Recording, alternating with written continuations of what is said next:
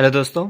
तो medieval history की ये पहली वीडियो है और इससे पहले हम एंशिएंट इंडियन हिस्ट्री को कंप्लीट कर चुके हैं। उसकी प्लेलिस्ट आपको इसी चैनल पर मिल जाएगी जिसमें कि पूरी की पूरी हमने एंशिएंट इंडियन हिस्ट्री को प्रागैतिहासिक काल से लेके मध्यकाल से पहले का वहां तक हमने पूरा कवर किया हुआ है।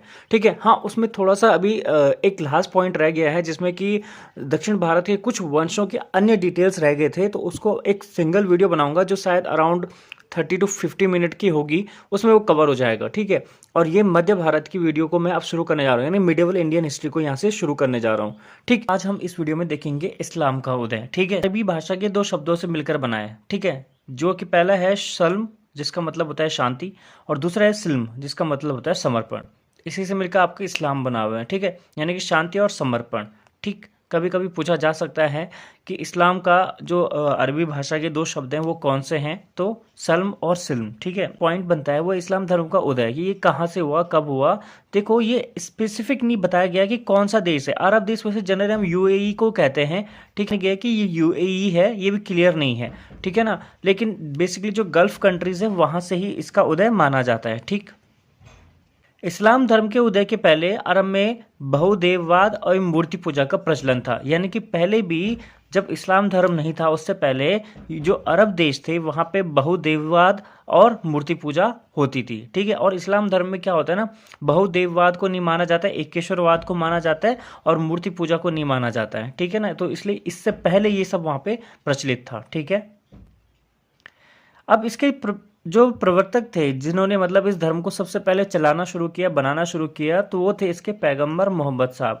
तो कभी कभी सवाल आता है कि इस्लाम धर्म के जो प्रवर्तक थे वो कौन थे, तो उनका नाम हो जाएगा पैगंबर मोहम्मद साहब। ठीक, अब इनका जीवन परिचय देख लीजिए क्योंकि इनसे जुड़े हुए सवाल अक्सर पूछे जा सकते हैं। बेसिकली वैसे तो यही पूछा जाता है कि इस्लाम धर्म के प्रवर्तक कौन थे, बट फिर भी अगर कुछ अन्य डिटेल पूछी जाए तो आप एक बार देख लीजिए।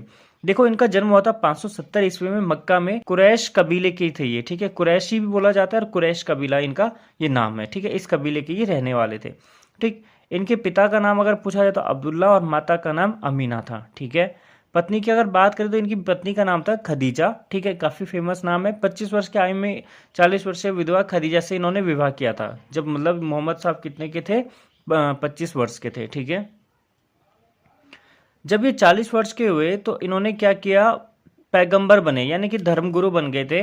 ठीक है, और ये जो 40 वर्ष के हुए थे वो समय था 610 ईस्वी का।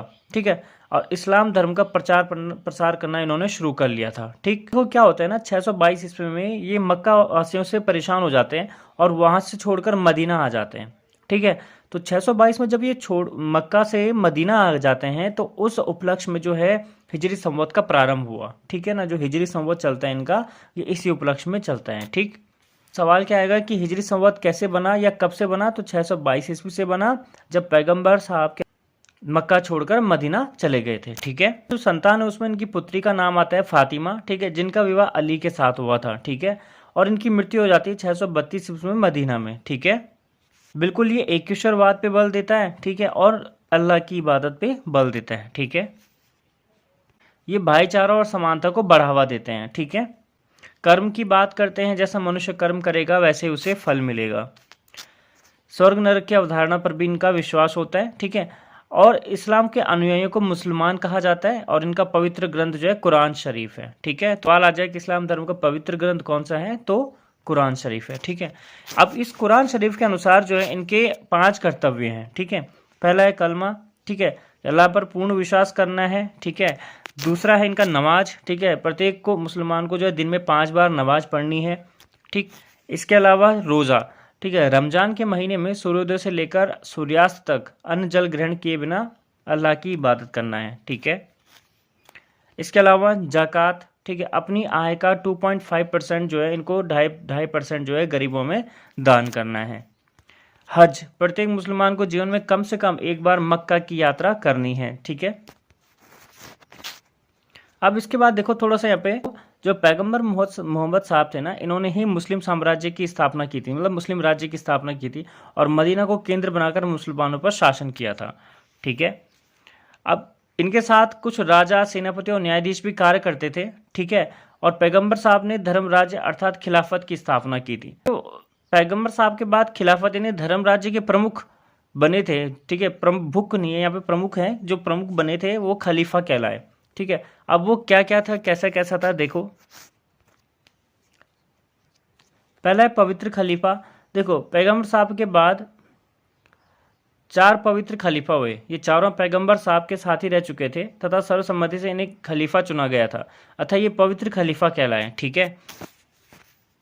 इनकी जो राजधानी थी वो मदीना ही थी। अब इनमें क्या क्या नाम है इनके, देखो। एक थे अबू बकर 632 से 634 ईस्वी, प्रथम खलीफा थे। इन्होंने अल्लाह को केंद्र में रखकर मुसलमानों पर शासन किया था एवं इस्लाम धर्म का प्रचार प्रसार किया था, ठीक।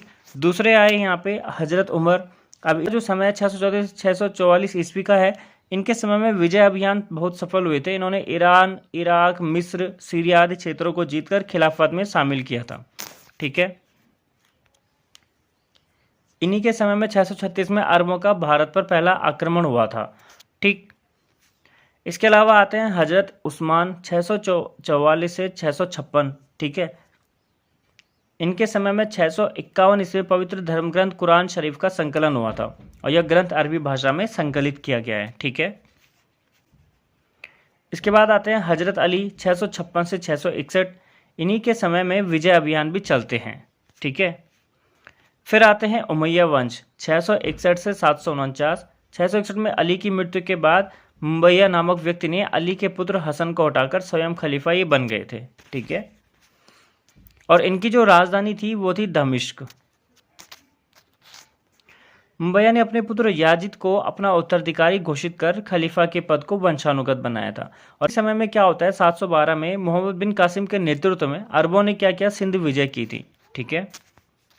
फिर आते हैं अब्बासी वंश 749 से 1258। 749 में अब्बास सफ़ार ने ईरानियों के सहयोग से उमैया वंश का अंत कर दिया था और अब्बासी वंश की स्थापना कर दी थी, कि जो राजधानी थी वो बगदाद थी। और अब्बासी खलीफाओं ने भाईचारा समानता को व्यावहारिक रूप से प्रदान किया था, ठीक है। इसके अलावा अल मामून हारून अल रशीद इस वंश के महत्वपूर्ण खलीफा थे। इस वंश का अंतिम खलीफा जो है मुस्तकीम था, ठीक है। 1258 में जो मंगोलों का आक्रमण होता है, उसका जो आक्रमणकारी होता है वो होता है हालुक खां, ठीक है। इसने बगदाद पर आक्रमण करके मुस्तकीम का भी वध कर दिया था, ठीक है। तो ये थे कुछ इंपॉर्टेंट जानकारी इस्लाम धर्म से रिलेटेड जिनसे सवाल बन जाते हैं। इसमें अभी और भी चीज़ें हैं, जैसे अरबों की सिंध विजय, ठीक है, उसको भी हम देखेंगे। फिर तुर्कों का उदय आएगा, ठीक है, और इनका अलफदगीन, सुबदगीन और भारतीय अभियान क्या थे वो सब हम देखेंगे नेक्स्ट वीडियो में, ठीक है।